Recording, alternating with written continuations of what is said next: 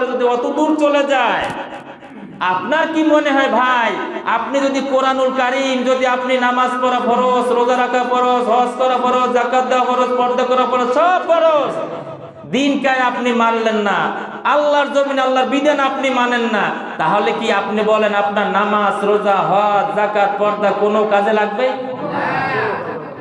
কথা বলেন, কোনো কাজে লাগবে? কোনো কাজে লাগবে না। কিয়ামতের দিন যাই দেখবেন আমার এই যে আমলনামা সব ফাঁকা। বলবেন আল্লাহ আমি তো সব পড়ছি, আমি তো সব কাজগুলো করছি, কিন্তু আমলনামা ফাঁকা কেন?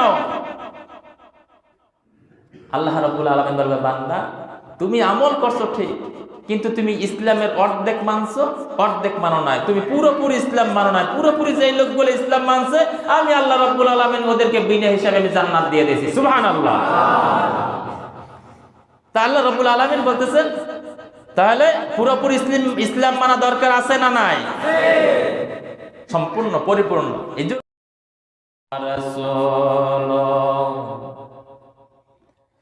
الذي أرسله بالحق بشيرا ونذيرا وداعيا إلى الله بإذنه وسراجا وقمرا منيرا فقد قال الله تعالى في كلامه المجيد والفرقانه الحميد জবান খুলে পড়েন আউযু বিল্লাহি মিনাশ শাইতানির রাজীম বিসমিল্লাহির রহমানির রহিম আফাহাসিবতুম আন্নামা খালাকনাকুম আবাসা أنما خلقناكم عبثا وأنكم إلينا لا ترجعون صدق الله العظيم إن الله وملائكته يصلون على النبي يا أيها الذين آمنوا صلوا عليه وسلموا تسليما اللهم صل على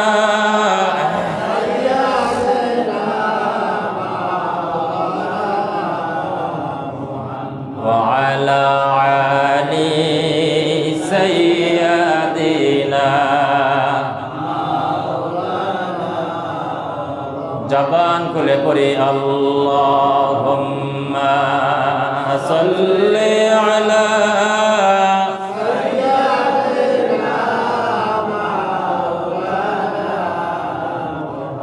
وعلى آل سيدنا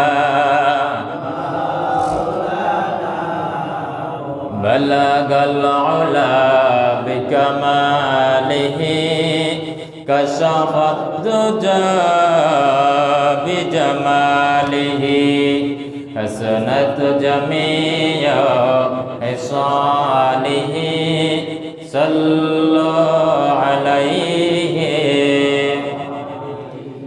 गुलफिशान में तरीक़त रोको दरिया कर दिया औ दिल को रोशन कर दिया आँखों को बीना कर दिया बलगल उला बिकमालिही كشف الضجى بجماله حسنت جميع খিসালিহি সাল্লাল্লাহু আলাইহি। সম্মানিত মুসল্লিয়ানে কেরাম, যেই মহান আল্লাহ সুবহানাহু ওয়া তাআলা আমার মতো গোলাম, আপনাদের মতো মুসল্লি ভাইদেরকে নিয়ে এই পবিত্র জুমার দিনে আল্লাহ রব্বুল আলামিনের তার মেহমান হিসেবে ঘরে এসে হাজিরা দিতে পারলাম, এই জন্য শুকরিয়া আদায় করব না, করা দরকার আছে না নাই? এই জন্য বলি সকলে মুহাব্বতে পড়ি আলহামদুলিল্লাহ। আরো জোরে বলি আলহামদুলিল্লাহ। রব্বানা লাকাল হামদ হামদান কাসীরান মুবারাকান তাইয়্যিবাতান ফি ইয়া রাব্বি লাকাল হামদু লিজালালি ওয়াজহিকা ওয়া আযীমি সুলতানিকা। আমরা আল্লাহ রাব্বুল আলামিনের শুকরিয়া আদায় করে নিলাম। সরাসরি আজকের পবিত্র কালামুল্লাহ হাকিমের সূরা মুমিনুন 23 নম্বর সূরা এর 115 নম্বর আয়াত আমি আপনাদের সামনে তেলাওয়াত করেছি। এখান থেকে আমরা আজকের যতটুকু সম্ভব এর ব্যাখ্যা, এর বিশ্লেষণ, এর অর্থ যতটুকু সম্ভব আমরা চেষ্টা করি, বলি ইনশাআল্লাহ। খুব ভালো করে বুঝেন, আল্লাহ তাআলা সুন্দর করে বলতেছেন, আফা হাসিবতুম আন্নামা খালাকনাকুম আবাসা। মানুষ, তোমরা কি মনে করেছো যে আমি তোমাদেরকে এমনি এমনি অনর্থক আমি তোমাদেরকে সৃষ্টি করেছি? এটা বলতেছেন কে? আমার কথা আপনারা বোঝা যায়? এই যে আয়াতটা, আফা হাসিবতুম আন্নামা খালাকনাকুম আবাসা, আল্লাহ রাব্বুল আলামিন বলেন, বান্দারে, আমি তোমাকে সৃষ্টি করেছি, এমনে এমনে সৃষ্টি করি নাই, অনর্থক সৃষ্টি করি নাই। আমি আল্লাহ রাব্বুল আলামিন তোমাকে আনছি, দুনিয়া আনলাম কিছু আমার কাজ করবা, এই জন্য তো তোমাকে দুনিয়ায় আনা। আর যদি কাজ নাই করো, আমি মৃত্যুর পরে আমি আল্লাহ রাব্বুল আলামিন তোমার জন্য জাহান্নামের ব্যবস্থা করে রেখেছি। নাউযুবিল্লাহ। এরপরে বলে কি দেখেন, ওয়া আন্নাকুম ইলাইনা লা তুরজাউন। সুবহানাল্লাহ। আল্লাহ বলতেছেন, আমি তোমাকে অনর্থক বানাই নাই বান্দা, তুমি আমার ইবাদত করবা, আমার দাসত্বতা করবা, আমার গোলামি করবা। যদি তুমি দাসত্বতা করতে পারো, গোলামি করতে পারো, তাহলেই একমাত্র তুমি আমার কি বান্দা না বান্দা না? এরপরে বলেন, এর পরবর্তীতে কঠিন, খালি এতটুকুই না মনে করছো তুমি প্রত্যেক দিন ফজরের নামাজে তুমি ওঠো, জোহর পড়ো, আসর নামাজও পড়ো, মাগরিব পড়ো, এশা পড়ো, সব নামাজগুলো তোমরা কিছু কিছু মানুষ তোমরা পড়ো, আর কিছু কিছু মানুষ তোমরা পড়ো না। এরকমের সমাজে আমাদের মানুষ নাই? কথা বলেন, আছে না নাই?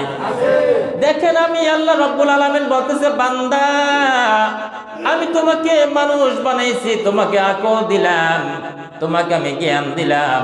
এই প্রত্যেক দিন চন্দ্র এবং সূর্য ও আল্লাহর গোলামি করে, প্রত্যেক দিন সকালবেলা ও পূর্ব দিক থেকে উদিত হয়, পশ্চিম দিক দিয়ে অস্তমিত যায়। প্রত্যেক দিন ও রাত্রেবেলা চন্দ্রটা ওঠে, তারকারাজি নক্ষত্র হাজার হাজার তারকা ওঠে। ও আল্লাহ রাব্বুল আলামিন ইবাদত করতেছে, আল্লাহর ইবাদত করতেও বাধ্য, কিন্তু আপনাকে আর আমাকে আল্লাহ রাব্বুল আলামিন ইবাদত করতে বাধ্য করেন নাই? করছে? আল্লাহ রাব্বুল আলামিন বলেন, বান্দা, ওয়া আন্নাকুম ইলাইনা লা তুরজাউন, বান্দা তুমি আমার কাছে চলে আসতে হবে। হবে না হবে না? এই কথা বিশ্বাস হয়? আল্লাহর কাছে যাওয়া লাগবে। এরপর আল্লাহ বলে দেখেন, ইয়া আইয়ুহাল্লাযীনা আমানু লা তুলহিকুম আমওয়ালুকুম ওয়ালা আওলাদুকুম আন যিকরিল্লাহ। আল্লাহু আকবার।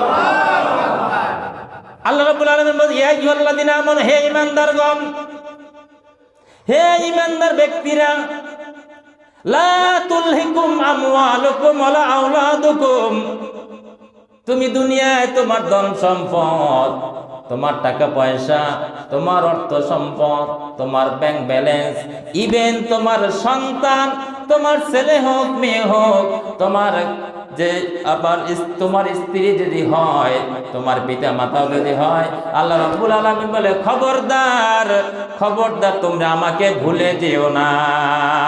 বলতেছেন কে? আমার কথা সত্য না অসত্য? লা তুলহিকুম আমওয়ালুকুম ওয়ালা আওলাদুকুম আন যিকরিল্লাহ, আমার জিকির থেকে, আমার গাফেল থেকে তোমরা পিছনে চলে যাও না, আমাকে কখনো ভুলে যেও না।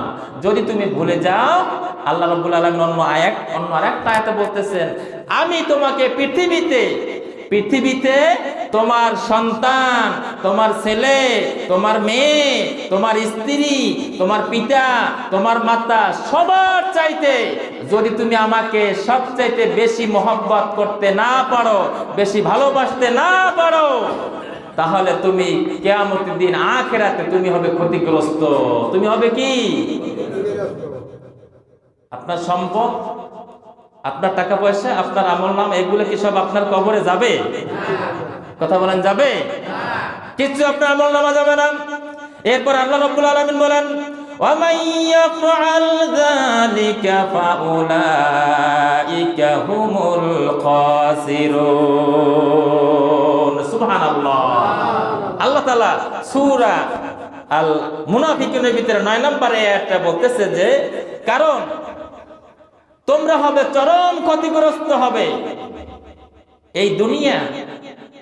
এই দুনিয়াটা থেকে আমরা একদিন বিদায় নিয়ে যাব, চলে যাব। আমরা এই দুনিয়াতে থাকার জন্য আসি নাই। আপনি যেমন দুনিয়া থেকে বিদায় নিয়ে যাবেন, আসলে মূলত বলেন আল্লাহ তাআলা আপনাকে যে উদ্দেশ্য তৈরি করলেন, সৃষ্টি করলেন, আল্লাহর গোলামি করার জন্য, তার দাসত্ব করার জন্য, মূলত কি আমরা 100% দাসত্ব করতে পারি?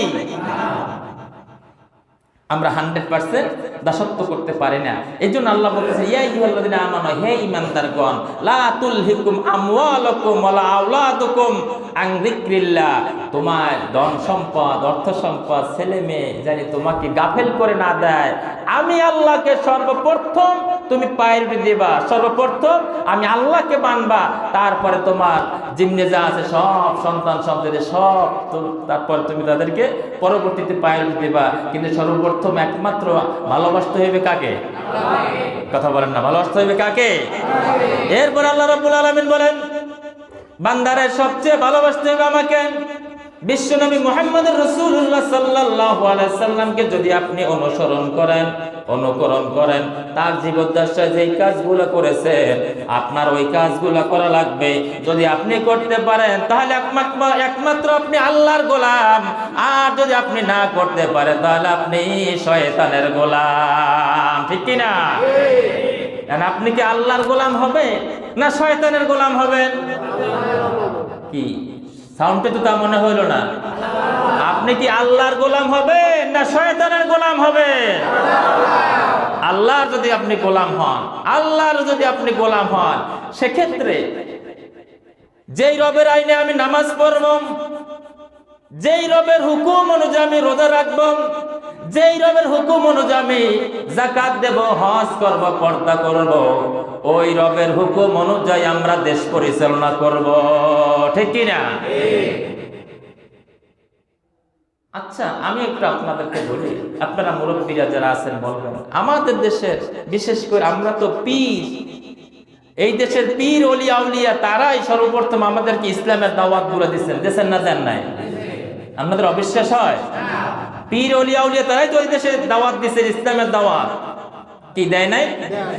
এই পীর ওলিয়া উলিয়াগণ, আমি কারো নাম নিতেছি না, সকলে সর্বপ্রথম যদি বলে তুমি প্রত্যেক দিন সকাল সন্ধ্যা জিকির করবা, এটা যে কোনো দরবারে গেলে দেয় না দেয় না? কথা বলছেন না? দেয় না দেয় না? ওই দরবার থেকেই যেরকমের নামাজের প্রত্যেক, এমন কোন দরবার নাই আপনি পাবেন না যে নামাজের কথা বলে না। ওই দরবার থেকেই, প্রত্যেকটা দরবার থেকে বলা উচিত ছিল নামাজ পড়া যে রকমের ফরজ, রোজা রাখা যে রকমের ফরজ, হজ করা যে রকমের ফরজ, যাকাত দেওয়া যে রকমের ফরজ, তদ্রূপই আল্লাহর জমিনে আল্লাহর দ্বীন কায়েম করা তদ্রূপ ফরজ। এই কথা যদি তারা বলতো তাহলে কি আমরা আরো অনেক আগায় যাইতে পারতাম না? পারতাম না? একথা বললে আপনাদের কষ্ট হয়? এখন একটা কথা বলি, আপনারা তো রাগ করবেন আমার। আমি একটা মোবাইলে, আমার মিসেসের মোবাইলে আমি টাকা দিচ্ছি 208 টাকা। এই টাকাটা দেখেন সবসময় কিন্তু নাম্বারটা আমার মুখস্থ, খালি একটা সংখ্যা একটু এলোমেলো হয়েছে, হওয়ার সঙ্গে সঙ্গে কি ব্যাপার টাকা গেছে, না টাকা তো আসে নাই। খোঁজ করে দেখলাম একটা সংখ্যা ভুল হয়েছে। এখন একটা সংখ্যা ভুল হওয়ার পর তাহলে কি আমার ওই স্ত্রীর কাছে কি আমার টাকাটা যাইবে? কথা বলেন, যাইবে? এই টাকা গেছে কোথায়?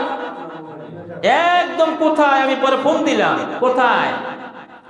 এটা হচ্ছে আপনার একদম সেই নওগাঁ জেলা মান্দা থানা, একটা সংখ্যা ভুল হয়েছে, একটা, নওগাঁ মান্দা থানা। সেখান থেকে একজন মহিলা বলতেছে, মানে তার ভাষায় অতটা বুঝি না, একদম মানে নিম্ন এলাকা, ওইখান থেকে বলে বাবা আমি তো কিছু বুঝি না, তবে টাকাটা আসছে, আমি চেষ্টা করবো আপনাকে টাকাটা দেওয়ার জন্য। একটা সংখ্যা ভুল হওয়ার পরে যদি অত দূর চলে যায়, আপনার কি মনে হয় ভাই, আপনি যদি কোরআনুল কারীম, যদি আপনি নামাজ পড়া ফরজ, রোজা রাখা ফরজ, হজ করা ফরজ, যাকাত দেওয়া ফরজ, পর্দা করা ফরজ, সব ফরজ, দিন কায় আপনি মানলেন না, আল্লাহর জমিন আল্লাহর বিধান আপনি মানেন না, তাহলে কি আপনি বলেন আপনার নামাজ, রোজা, হজ, যাকাত, পর্দা কোনো কাজে লাগবে? কথা বলেন, কোনো কাজে লাগবে? কোনো কাজে লাগবে না। কিয়ামতের দিন যাই দেখবে আমার এই যে আমলনামা সব ফাঁকা। বলবেন আল্লাহ আমি তো সব করছি, আমি তো সব কাজগুলো করছি, কিন্তু আমলনামা ফাঁকা কেন? আল্লাহ রাব্বুল আলামিন বলবে বান্দা তুমি আমল করছো ঠিক, কিন্তু তুমি ইসলামের অর্ধেক মানছো, অর্ধেক মানো নাই, তুমি পুরোপুরি ইসলাম মানো নাই। পুরোপুরি যেই লোকগুলো ইসলাম মানছে আমি আল্লাহ রাব্বুল আলামিন ওদেরকে বিনা হিসাবে আমি জান্নাত দিয়ে দিয়েছি। সুবহানাল্লাহ। তা আল্লাহ রাব্বুল আলামিন বলতেছেন তাহলে পুরোপুরি ইসলাম মানা দরকার আছে না নাই? সম্পূর্ণ পরিপূর্ণ। এই জন্য এই জগৎটা, দুনিয়াটা একটা খেল তামাশা, মোহ আর কিচ্ছু না, মোহ আর কিচ্ছু না। কবরে কি করে রবে একা একা, কবরে কি রবে তুমি একা একা, অন্ধকার বাতি নাই, বদ্ধ ঘর সাথী নাই, তোমার প্রিয় দেবে না তোমাকে দেখা, কবরে কি করে রবে একা একা, কবরে কি করে রবে একা একা, মশারি নাই বালিশ নাই, কেমন করে ঘুমাবে ভাই, নাই আর কন্ডিশনের ঠাই, নাই হিটার পাখা, কবরে কি করে রবে একা একা, কবরে কি করে রবে একা একা। কেমনে থাকবো? বিশাল জিন্দেগি কবর। কেন এত বারবার আপনাদেরকে বলার উদ্দেশ্যটা কি, কারণটা কি? আমাকে আলাদা আপনারা বেতন দিবেন? কথা বলেন, আলাদা বেতন দিবেন? শুধু বলার একটাই কারণ, আমি প্রায় বলি আল্লাহ তাআলা জানি কোন দিন যিনি মালাকুল মউত আমার কাছে চলে আসে, আমার কাছে চলে আসে, আমি দুনিয়া থেকে বিদায় নিয়ে যাব। আর বিদায় নিয়ে যাওয়ার পর কত হাজার বছর থাকবো, কত কোটি বছর থাকবো। কেন ভাই আপনি বুঝেন না? কেন আপনি এখনো পর্যন্ত আকল আনেন না, জ্ঞান আনেন না? কেন? এই আল্লাহ তাআলা আপনাকে যে এত সুন্দরভাবে বানাইলেন, বান্দা আমার ইবাদত করো, আমার দাসত্ব করো, ইয়া আইয়ুহাল্লাযিনা আমানু, হে ঈমানদারগণ। আল্লাহ তাআলা ঈমানদার বলে ডাক দিয়েছেন, খালি খালি ডাক দিয়েছেন? কথা বলেন, খালি খালি ডাক দিয়েছেন? আল্লাহ রাব্বুল আলামিন বলে দেখেন, ইন্নাল্লাহা ইশতারা মিনাল মুমিনিনা আনফুসাহুম ওয়া আমওয়ালাহুম বিআন্না লাহুমুল জান্নাহ। সুবহানাল্লাহ। আল্লাহ বলতেছেন ইন্নাল্লাহ, নিশ্চয় আল্লাহ, ইশতারা, কিনে নিয়েছেন, আপনার কাছ থেকে কিনে নিয়েছেন, মিনাল মুমিনিনা, মুমিনদের কাছ থেকে কিনেছেন জান আর মাল। এইটা কিনে নিয়েছেন কে? আল্লাহ। এই কথা আমার বিশ্বাস হয়, আপনাদের বিশ্বাস আছে? আল্লাহ তাআলা যে জান আর মাল সে কিনে নিয়েছে, এটা কি বিশ্বাস আছে আপনাদের? ইন্নাল্লাহা আশতারা মিনাল মুমিনিন আনফুসাহুম ওয়া আমওয়ালাহুম বিআন্না লাহুমুল জান্নাহ। আপনার জান, আপনার মাল, এই দুইটার বিনিময় আল্লাহ কিনেছেন, বিনিময় আল্লাহ তাআলা আপনাকে জান্নাত দিবেন। সুবহানাল্লাহ। আর জোরে বলি না সুবহানাল্লাহ। এখন ভালো করে বোঝেন, আল্লাহ তাআলা পবিত্র না অপবিত্র? জোরে বলেন ভাই, পবিত্র না অপবিত্র? তাহলে আল্লাহ তাআলা যদি পবিত্র হয়, আল্লাহ তাআলা যদি পবিত্র হয়, সেক্ষেত্রে আপনার যদি জান আর মাল এইগুলো যদি আল্লাহ যদি নিতে চায়, সেক্ষেত্রে কি জান আর মাল পবিত্র হওয়া দরকার আছে না নাই?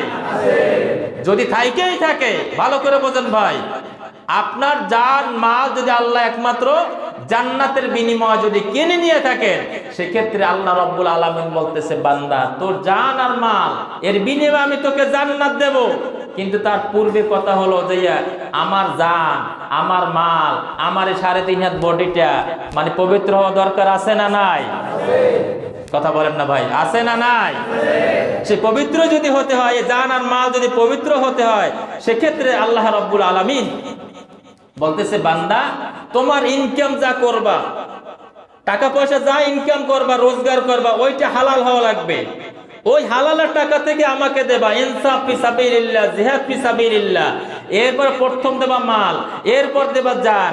এর বিনিময় যদি হয়, আমি আল্লাহ রাব্বুল আলামিন তোমাকে জান্নাতের ব্যবস্থা করে দেব। সুবহানাল্লাহ। আল্লাহ তাআলা কি তার ওয়াদা কি ভঙ্গ করেন? না। একই আমাদের মতো আজকে সকালে একটা বললাম, বিকেলে একটা, দুপুর আর একটা, কি এরকমের আল্লাহ তাআলা? আল্লাহ তাআলা যা বলেন, আল্লাহ তাআলা যা বলেন ওইটাই মনে করেন যে একদম 100%, এক চুল পরিমাণ এলোমেলো করা হবে না, হবে না, হবে না, ঠিক কিনা? এরপরে দেখেন, আমরা যদি জান আল মাল পবিত্র করতে চাই, তো পবিত্র করার আগে আমরা যে নামাজ যে পড়তে আসছি, সবাই আমরা ওযু করছি না করি নাই? ভাই একটু জবাব দেন, করছি না করি নাই? দুনিয়া এবং আখিরাতের ওযুর জন্য 14টা নিয়ামত। কয়টা নিয়ামত? মুরব্বি কয়টা বলেন আপনি, কয়টা? কি জবাব দেন না, কয়টা বাজান? ওই লোক আপনি বলেন, আপনি কয়টা? 14টা বাজান। 1 নম্বরে আসেন, এই 14টা নিয়ামত সম্পর্কে একটু সংক্ষেপে ধারণা দিই, এরপরে আমি ওদিকে চলে যাব। 1 নম্বরে, ওযু করলে আপনার জীবনের সগীরা গুনাহগুলো আল্লাহ রাব্বুল আলামিন সবগুলো আপনি ঝরে যায়। সুবহানাল্লাহ বলেন। আর একটু জোরে বলেন সুবহানাল্লাহ। এরপরে 2 নম্বরে, যদি কোনো বান্দা ঠিকমতো ওযু করে এবং ওযুর করার মাধ্যমে তার পবিত্রতা হয়ে যায়, আর পবিত্র হওয়ার সঙ্গে সঙ্গে তার পরিচ্ছন্নতা হয়ে যায়, আর গুনার অর্থ হলো যদি কোনো বান্দা যদি অপবিত্র থাকে, ওযুর মাধ্যমে মানে পবিত্র হয়ে যায়, ওযুর মাধ্যমে সে পরিপূর্ণভাবে নামাজ পড়তে পারে, কোরআন তেলাওয়াত করতে পারে। আর যদি ওযু যদি ঠিক মতো না করতে পারে, নামাজ পড়তে পারে না, পারে। এরপরে আপনি যদি মর্যাদা বৃদ্ধি করতে চান, আপনার মান সম্মান, আপনার ইজ্জত যদি সমাজে যদি বৃদ্ধি করতে চান, রাষ্ট্রে যদি বৃদ্ধি করতে চান, যেই বান্দা 5 ওয়াক্ত সব সমাজ ওযু অবস্থায় থাকবে, আল্লাহ রাব্বুল আলামিন তার সম্মানটা বাড়াইয়া দিবে। চতুর্থ নম্বরে, যেই বান্দা ওযু করার মাধ্যমে নেকি রয়েছে, অসংখ্য নেকি যদি হয়, যত পানি আপনি খরচ করেন সবগুলো নেকি মাধ্যমে হয়ে যায়। আল্লাহ রাব্বুল আলামিন তার হাবিবের মাধ্যমে বিশ্বনবী মুহাম্মদুর রাসূলুল্লাহ সাল্লাল্লাহু আলাইহি ওয়াসাল্লাম বলেন, যেই বান্দা ঠিকমতো ওযু করবে, ওযু করার পরে আল্লাহ রাব্বুল আলামিন তার হাবিবের মাধ্যমে জানিয়ে দেন যে বান্দারে, তুমি জিহাদ করলে যে সওয়াব কামাবা, ওই জিহাদের সমতুল্য সমপরিমাণ সওয়াব তোমার আমলনামায় দেওয়া হবে।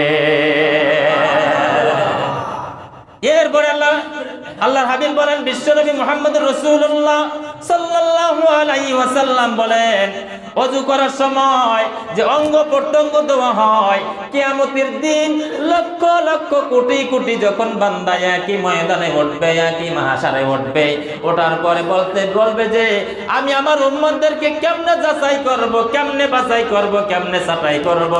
আল্লাহর হাবিব তার স্ত্রী আয়েশা সিদ্দিকা রাদিয়াল্লাহু তাআলা আনহা এই হাদিসটা বর্ণনা করেছিলেন। বলতেছে, আয়েশা রে, যদি কোনো একটা যুদ্ধে যখন একটা চান্দাওয়ালা ঘোড়া থাকে, ওই চান্দাওয়ালা ঘোড়া যদি তার মালিক যদি হারিয়ে যায়, লক্ষ লক্ষ ঘোড়ার ভিতরে তার ওই চান্দাওয়ালা ঘোড়াটাকে সে খুঁজে পাবে কিনা? বলতেছে, ইয়া রাসূলুল্লাহ, অবশ্যই খুঁজে পাবে। বলতেছে, আয়েশা রে, তুমি জেনে নাও, কিয়ামতের দিন যেই বান্দা আমাকে সন্তুষ্ট করে সব সমাজে ওযু অবস্থা ছিল, পবিত্র অবস্থা ছিল, তাকে কিয়ামতের দিন তার অঙ্গ প্রত্যঙ্গ ঝকঝক ঝকঝক করে জ্বলতে থাকবে, আর আমি আমার উম্মতকে আমি বাছাই করে জান্নাতে নিয়ে যাব। এরপরে 6 নম্বরে, ওযু করার সময় যে অঙ্গ প্রত্যঙ্গ দেওয়া হয়, অঙ্গ প্রত্যঙ্গ কিয়ামতের দিন জান্নাতের খুশবু দিয়া, জান্নাতের অলংকার দিয়া এমন ধরে সুসজ্জিত থাকবে, ফেরেশতা যখনই বলবে, বান্দা রে, তুমি তো এই দুনিয়াদের ভিতরে ছিলা, ওযু অবস্থায় ছিলা, তুমি পবিত্রতা অবস্থায় ছিলা, আসো আসো আমার জান্নাতের ভিতরে আসো, আমি তোমাদেরকে জান্নাতের ভিতরে মেহমান বানাইয়া দিলাম। সুবহানাল্লাহ। এরপরে 7 নম্বরে, বিশ্বনবী মুহাম্মদুর রাসূলুল্লাহ সাল্লাল্লাহু আলাইহি ওয়াসাল্লাম বলেন, যেই বান্দা ওযু অবস্থায় থাকবে, ওযু অবস্থায় থাকার পর তার সব সময় পবিত্রতা অবস্থানে ছিল, আমি সেই বান্দাকে কিয়ামতের দিন হাউজে কাউসারের পানি তখন আমি তাকে পান করাইয়া দিতে পারবো। যেই বান্দা হাউজে কাউসারের পানি একবার যেই বান্দা পানি পান করবে, আর কোনো দিন তার পানির পিপাসা লাগবে না। সুবহানাল্লাহ ওয়ালহামদুলিল্লাহ লা ইলাহা ইল্লাল্লাহ। মুহাব্বতে পড়ি, সুবহানাল্লাহ ওয়ালহামদুলিল্লাহ লা ইলাহা ইল্লাল্লাহ। সুবহানাল্লাহ ওয়ালহামদুলিল্লাহ লা ইলাহা ইল্লাল্লাহ। সুবহানাল্লাহ ওয়ালহামদুলিল্লাহ লা ইলাহা ইল্লাল্লাহ। সুবহানাল্লাহ ওয়ালহামদুলিল্লাহ লা ইলাহা ইল্লাল্লাহ। লা ইলাহা ইল্লাল্লাহ মুহাম্মাদুর রাসূলুল্লাহ সাল্লাল্লাহু। যেই বান্দা ওযু ঠিকমতো করবে, ওযু করার পর তার যে পানি সর্বশেষ যে হাতের কোণু থেকে বলেন অথবা পায়ে থেকে যে সর্বশেষ যে এক ফোঁটা পানি পড়বে, আল্লাহর হাবিব বিশ্বনবী মুহাম্মদুর রাসূলুল্লাহ সাল্লাল্লাহু আলাইহি ওয়াসাল্লাম বলেন, ওই বান্দার আর কোনো সগীরা গুনাহ আর তার শরীরে থাকে না। আর জোরে বলি না সুবহানাল্লাহ। এরপরে 7 নম্বরে, যেই বান্দা ওযু করে সব সময় পবিত্রতা অর্জন করবে। আল্লাহর হাবিব বিশ্বনবী মুহাম্মদুর রাসূলুল্লাহ সাল্লাল্লাহু আলাইহি ওয়াসাল্লাম বর্ণনা করেন, ওই বান্দা ঈমান অবস্থা দুনিয়া থেকে সে বিদায় নিয়ে যাবে। এরপরে ওযুর একটা ঈমানের অংশ। অজু দোয়া পড়লে যেই বান্দা অজু করে ঠিক মতো, অজু করার ফলে যেই বান্দা মৃত্যুর পরে কিয়ামতের পরে যেদিনকার মাহশারের দিন আসবে, তখন তাকে পরিপূর্ণ যখন ফয়সালা হবে, জান্নাত তাকে 8টা জান্নাত তাকে ডাকতে থাকবে, বান্দা তুমি আমার কাছে আসো আর আমার দরজা দিয়ে তুমি ভিতরে ঢুকে যাও। এরপরে আল্লাহর হাবিব বলেন, বিশ্বনবী মুহাম্মদুর রাসূলুল্লাহ সাল্লাল্লাহু আলাইহি ওয়াসাল্লাম, যেই বান্দা ঠিকমতো ওযু করবে, ঠিকমতো সে পবিত্রতা থাকবে, বলতে যে তুমি যখন আল্লাহ রাব্বুল আলামিনের কাছে যখন হাত জাগাইবা, তখন আল্লাহ রাব্বুল আলামিনের কাছে শরম লাগে, লজ্জা লাগে, আমার এই বান্দাকে কেমনে আমি তার হাতটা ফিরাইয়ে দেই। তখন বান্দা যত নেক দোয়াগুলা করে, বান্দা যতগুলাই দোয়া করুক না কেন, হালাল দোয়া সব দোয়াগুলো আল্লাহ রাব্বুল আলামিন মঞ্জুর করিয়ে সর্বশেষ ওযু করলে যেই বান্দা ওযু করবে, পবিত্রতা থাকবে, তাহার নূর চেহারাটা যদিও কালো হতে পারে, সুন্দর হতে পারে, ওই বান্দার চেহারার ভিতরে এমন একটা নূর থাকবে, আলো থাকবে, যেই বান্দার দিকে তাকাইলে মনে হবে কালো যদি হয়, আল্লাহ রাব্বুল আলামিন তার বান্দার চেহারার ভিতরে রহমত বর্ষণ করিয়ে দিবে। আর জোরে বলি না সুবহানাল্লাহ। তাহলে আমাদেরকে সুন্দরভাবে ওযু করা দরকার আছে না নাই? আজকের ফজরের নামাজ পড়ছেন কে কে? একটু হাত জাগান। আলহামদুলিল্লাহ। যারা পড়েন নাই ভাই, যারা পড়েন নাই ফজরের নামাজ, সারা পৃথিবী, 7টা আসমান, 7টা জমিন, নক্ষত্র, পর্বত, যাই বলেন না কেন, আপনি এক পাল্লায় রাখবেন, এক পাল্লায় জমা জমি, অর্থ সম্পদ, ব্যাংক ব্যালেন্স, জিম্মে যা আছে সারা পৃথিবীর, আর ফজরের 2 রাকাত ফরজ নামাজ একই পাল্লা রাখবেন, এই পাল্লাটাই আল্লাহ রাব্বুল আলামিন ভারী করে দিবে। আপনাদের বিশ্বাস আসে এগুলা? কথা বলেন, বিশ্বাস আসে? তাহলে কি নামাজ পড়া দরকার আছে না নাই? কথা বলেন না ভাই, নামাজ পড়া দরকার আছে না নাই? নামাজ, এই যে ওযুর ব্যাপারে কথাগুলো বললাম, এই নামাজ যদি জান্নাতে যায়, আসলে বলেন তো একটু বুকে হাত দিয়ে, আল্লাহ কি আপনারা জাহান্নামে নিতে পারে? আমার কথা আপনারা বোঝেন নাই বাজান? নামাজ যদি জান্নাতে যায়, আপনার কি জাহান্নামে নিতে পারে? কোনদিনই পারে না। সেক্ষেত্রে আসুন আমরা যে কথাগুলো বললাম, এই কথাগুলো একটু বেশি বেশি মানার চেষ্টা করি। এরপরে বলতেছে, ওয়াকাল আল্লাযিনা কাফারু রব্বানা, হে আমাদের রব, আরিনাল্লাহ দাইনি আদাল্লানা, কি আমাদেরকে গোমরা করে দিল, কি আমাদেরকে ফিরাই দিল, মিনাল জিন্নি, জিনদের পক্ষ থেকে, ওয়াল ইনস, মানুষদের পক্ষ থেকে। তখন আল্লাহ সুবহানাহু ওয়া তাআলা তার অন্য আয়াতই বলতেছেন, নাজআলহুমা তাহতা আকদামিনা লিয়াকুনা মিনাল আসফালিন। যে ও নেতারা, ও মুরব্বিরা, ও বাজান, ও মা, এলাকার মোড়ল যারা আছে, এই লোকগুলো বলবে আমাদের তো কোরআন দিয়ে ডাকে নাই, আমাদের তো হাদিস দিয়ে ডাকে নাই, আন্দাজে ডাক দিয়েছে, সব আমরা দলে দলে এখানে চলে আসছি, এখন আমাদেরকে আপনি দোষ দিয়ে কোনো লাভ নাই। সেক্ষেত্রে ডাক দিয়ে দেব, কোরআন দিয়ে দেব না মানুষের মতবাদ দিয়ে দেব? আপনারা কথায় বেজার হন আমার? ডাক দেব কি দিয়া? কোরআন দিয়া। কোরআন দিয়ে ডাকবো।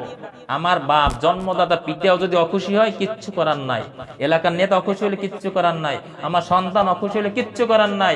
কেননা ইয়াউমা ইয়াফিরুল মারউ মিন আখি ওয়া উম্মিহি ওয়া আবি, এই কথাগুলো আমার না আল্লাহ?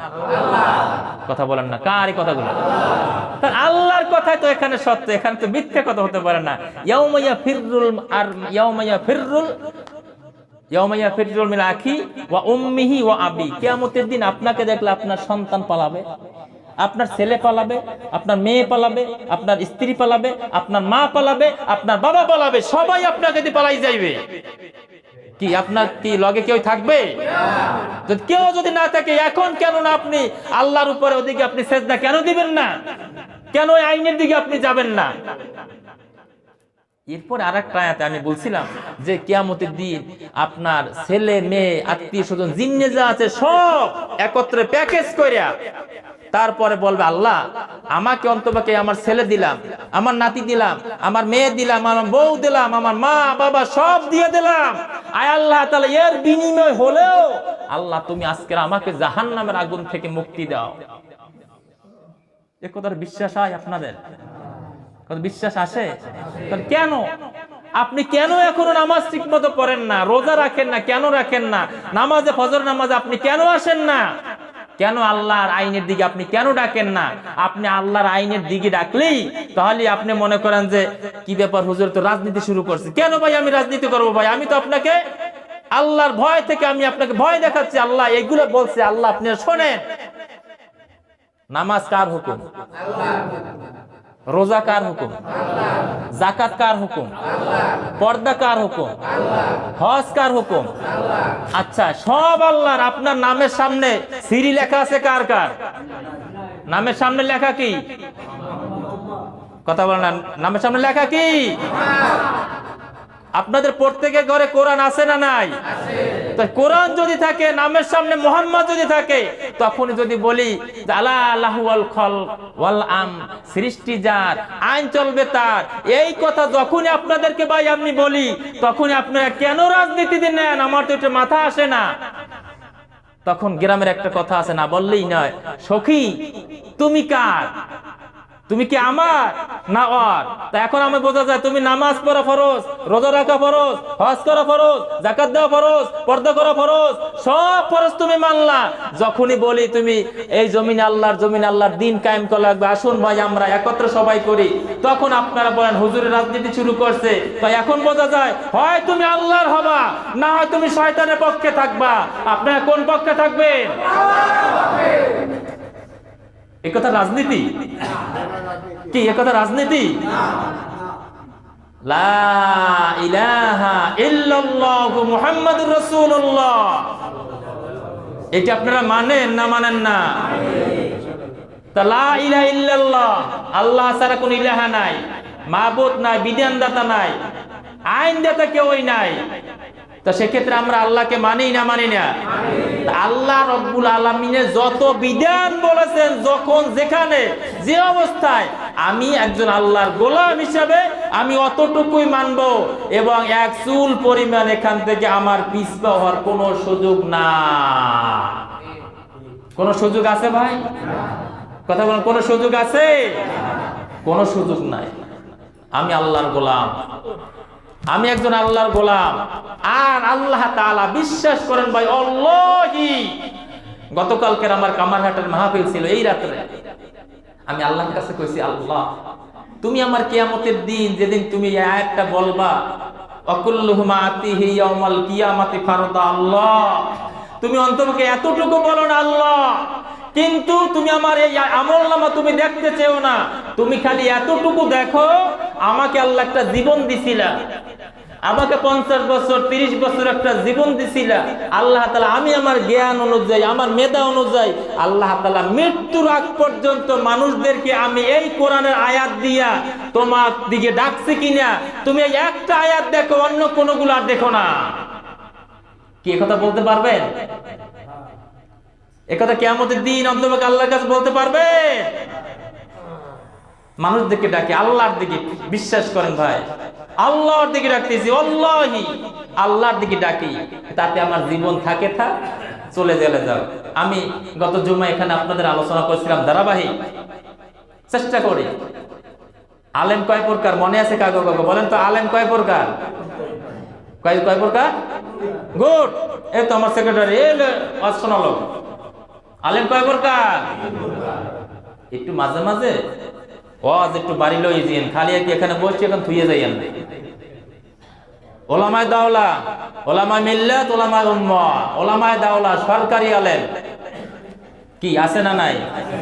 গত 17 বছর পর্যন্ত হাসিনার পাও টেপসে, হাসিনার লগে লগে ছিল, বাহাবা দিত। মাননীয় প্রধানমন্ত্রী, আপনি জান্নাতি মানুষ, কি এরকমের আলেম নাই? কি বলছেন না বলে নাই? এরপর ওই আলেমগুলো এখন চেঞ্জ হয়ে এখন মনে করেন একটা দলের সাথে গেছে। সরকারি আলেম, এই খালি হাসিনা না, সারা পৃথিবীতে ভাই ওলামায়ে দাওলা, সরকারি আলেম, ওলামায়ে মিল্লাত, উম্মত যেদিকে যায়, লোক এদিকে বেশি যায় ওদিকে যায়। আর ওলামায়ে দাওলা, ওলামায়ে মিল্লাত, ওলামায়ে উম্মাহ। ওলামায়ে উম্মাহ হচ্ছে ওই আলেম যে আলেম ও কোরআন এবং হাদিসের বাহিরে, কোরআন এবং হাদিসের বাইরে যদি পিশাব কয় পিশাবের কথা মানি না, বাবা যদি কয় বাবার কথা মানি না, দাদা যদি কয় দাদার কথা মানি না, মসজিদের সভাপতি যদি বলে আমি তার কথা মানি না, সেক্রেটারি যদি বলে আমি তার কথা মানি না, আমি মানবো কার কথা? কি তাতে কি আমার শরম হয়? আমার শরম করে? আমি আল্লাহর গোলাম। আমি কার গোলাম? তা আমরা সবাই কার গোলাম? আল্লাহর যদি গোলাম হই, আজকে থেকে ওয়াদা করে, আজকের থেকে আল্লাহ জীবন একটাই জীবন, দেশে চলে যাব, আল্লাহ তোমার কাছে এতটুকু যদি বলতে পারি, আল্লাহ তুমি আমার আমলনামার দিকে তাকাবে না, দেখবাই না। আল্লাহ আমার এই কণ্ঠটা দিছিলা, আল্লাহ তাআলা আমাকে একটা তুমি দেহ দিছিলা, আল্লাহ এই দেহ অনুযায়ী আমি তোমার দিন কায়েম করার চেষ্টা করছি, আল্লাহ তুমি ওইটা দেখো, যদি দেখো আর যদি কিছু একটু সফট টপ পাও, আল্লাহ তাআলা ওই দেখে আল্লাহ তুমি আমাকে আজকের মাফ করিয়া দাও। আরো জোরে বলবো না সুবহানাল্লাহ? সম্মানিত ভাইরা, আসো, যে কথাটা বলতেছিলাম যে রব্বুল আলামিন বলতেছে যে বান্দা তুমি অন্যদিকে যেও না, তুমি আমার দিকে আসো। ফেরাউন ডুবতে ডুবতে যখন এককাল শেষ মারা যাবে, তখনও হাজার হাজার বার মুসাকে ডাকছে। এরপরে জিবরাইল আলাইহিস সালাম বলতেছে এখন যদি ও যদি তাওবা করে আল্লাহর কাছে, তো সঙ্গে সঙ্গে আল্লাহ যে দয়া, আল্লাহ যে মায়া, ও সঙ্গে সঙ্গে তো আল্লাহ তাআলা ওকে মাফ করে দেবে। এরপরে জিবরাইল আলাইহিস সালামের মুখের ভিতরে 10 মণ, কোন কোন বয়ানে পিছে পাই টিকা পাই 30 মণ মাটি মুখের ভিতরে ঢুকাইয়ে দিছিল, যাতে কোন অবস্থাতে ও জানি অন্তপক্ষে শেষবারের জন্য ও জানি তাওবা করতে না পারে। আচ্ছা বলেন তো, আমরা এখানে যারা আছি ওই রকম কি ফেরাউনের মতো কি ওই রকমের আমরা কি জাহের হইছি কোনদিন? ওই রকমের কি গুনাহ করছি? সে বলছিল কানা রব্বুকুমুল আলা, আমি হলো মিশরের খোদা। সেই খোদা দাবি করা লোক। আসো আমরা যে কথাগুলো বললাম এই কথাগুলোর উপরে আমরা জানি আমল করতে পারি, আর মৃত্যুর পরে যখন আমার মৃত্যু হবে তখন আমাদের এইটাই জানি জবানে জারি হয়, লা ইলাহা ইল্লাল্লাহু মুহাম্মাদুর রাসূলুল্লাহ। এইটাই যিনি আমাদের শেষ বাক্যটা হয়, শেষ বাক্যদের এইটাই হয়। সে জান্নাতে যাবে না জাহান্নামে যাবে? যারা কথা বলেন নাই তারা জান্নাতে না জাহান্নামে? জান্নাতে যদি যেতে হয় ভালো ভালো কাজগুলো করব, আল্লাহ যেগুলো নিষেধ করছেন সেগুলো বাদ, সেগুলো নিষেধ বাদ। আর আপনি যদি এটা করতেই পারেন, আল্লাহ রাব্বুল আলামিন বলতেছে বান্দা তুমি যদি এই কাজগুলো করো, আমি আল্লাহ বলতেছি আমি তোকে কিয়ামতের দিন আমি তোকে বিনা হিসেবে মাফ করে দেব। সুবহানাল্লাহ। এরপরে আরেকটা আলোচনা করি একটা ব্যাপারে, সেটা হলো যে আমাদের এলাকায় সমানে নেশা যেরকমের বাড়ছে, কি বাড়ছে না বাড়ে নাই? আপনাদের এলাকায় মনে হয় যে এই নাই, গাঁজা নাই, মদ নাই, গাঁজা আছে? আচ্ছা, যেই বান্দা গাঁজা, মদ, ফেন্সিডিল এগুলো যারা খায়, ওদের ভিতর আর কোনো মানুষত্ব আর বলতে কিছু থাকে না। ও সম্পূর্ণ বিশ্বাস করে না যদি আল্লাহ ভালো একজন লোক হয়, ও শয়তানের কাজ করে। কেননা যখন মাতাল হয়ে যায় তখন আরো হিদায়াত জ্ঞান কিচ্ছু থাকে না, এ দিয়ে সমাজ নষ্ট হয়। আপনি দেখবেন একজন গাঁজাখোর মানুষ, আপনাদের এলাকায় আছে কিনা আমি জানি না, আমাদের অত ওই আমাদের 9 নম্বরে আছে। গাঁজাখোর মানুষগুলো দেখবেন মেজাজ খুব ভালো, আপনি একটু কথার একটু বলছেন টপ করে সে এমন বাজে কথা বলে ফেলবে আপনি কল্পনাই করতে পারবেন না। কি আমি কি ভুল বললাম ভাই? আপনাদের এলাকায় আছে এরকমের লোকজন? আপনারা কেন খান ভাই? আচ্ছা বলেন তো, পৃথিবীতে একটাই খাবার আছে যেই খাবারটা পায়খানা বসে খাওয়া যায়, সেই খাবারটার নাম কি? কথা কয় না, সেই খাবারটার নাম কি? সেই বিড়ি। পায়খানা বসে খায়, একটাই খাবার, আর কোনো পৃথিবীতে কোনো খাবার নাই। আপনারা ওখান থেকে আসুন, ওখান থেকে আজকের যদি কেউ 10টা সিগারেট খায়, আগামীকালকে 8টা খাইবেন। আবার বললেন না হুজুরে ফতুয়া দিয়ে দিচ্ছে 8টা খাইতে, এর পরের দিন আপনি আরো 2টা কমাইবেন, 6টা, পরের দিন 3টা, এরকম আস্তে আস্তে করে সম্পূর্ণ লোকটাকে ভালো পথে আনা দরকার আছে না নাই? একটা মানুষ দাড়ি কামায়, সিগারেট খায়, মদ, গাঁজা, জেনা, জুয়া সব করে। এখন ওকে ফার্স্টে তো ওই যে নিষেধ করা যাবে না। প্রথম বলে ভাই তুমি আল্লাহর রাস্তায় তুমি মদ খাও, হয় খাই, তুমি নামাজে আসো। তুমি জেনা করো, তুমি নামাজে আসো। তুমি হারাম খাও, তুমি নামাজে আসো। এরপরে যখন নামাজ আস্তে আস্তে আসবে, ওর বিবিকে বলে দেবে এইটা আমার করা ঠিক হবে না, ঠিক কিনা? সেক্ষেত্রে কি গাঁজা এবং মদ এগুলো কি সারা যাইবে? যা কন্তপক্ষে যারা খায় তারা তো কইছে যাইবে। কি ব্যাপারটা এরকম না? যারা খায় তারাই তো কবে যাইবে। ভাই আপনার আমার ভাই, আপনার আল্লাহি আপনারা আমার ভাই, আপনার আমার ভাই, ছোট ভাই, বড় ভাই, আমার সমবয়সী ভাই, এই কাজগুলো করেন না। আপনি কাজগুলো করলে আপনি তৃপ্তি পাইতে পারেন। যেই লোক সে হারাম খাবে, যেই লোক মদ খাবে, যেই লোক সে গাঁজা খাইবে, ওই লোকের জন্য জান্নাত হারাম, হারাম, হারাম। আপনারা কি চান জান্নাত হারাম হোক? কথা বলেন, চান এটা? সেটাই যদি না চান, আজকে থেকে, এখন থেকে আপনারা নামাজে আসুন, আর ওইটা আস্তে আস্তে ছেড়ে দেন। কারণ আপনি যদি না ছাড়েন, আপনার সন্তানও খাবে, আপনার নাতিও খাবে, তাহলে কি হবে? জামাত ইসলামে সবাই একত্রে খাইতেছে, কি ঠিক কিনা? আসুন সম্মানিত ভাইরা, যে কথাগুলো বললাম এই কথার উপর আল্লাহ তাআলা জানি আমরা আমল করতে পারি। আল্লাহ আমাদেরকে সবাইকে